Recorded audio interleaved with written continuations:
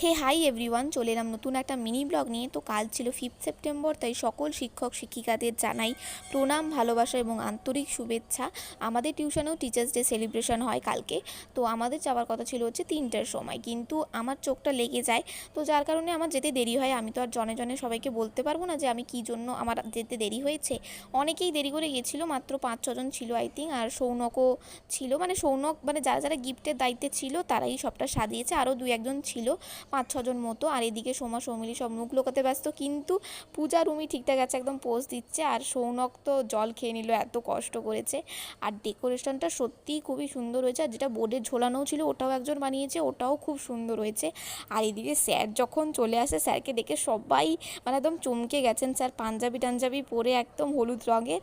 আর এবছর সব কিছু দুটো দুটো, মানে দুটো গিফট, দুটো কার্ড, দুটো কেক। আর টিচার্স ডে সেলিব্রেশনের কেক ছিল দুটো কেকই, আর দুটো আলাদা আলাদা ফ্লেভারের ছিল।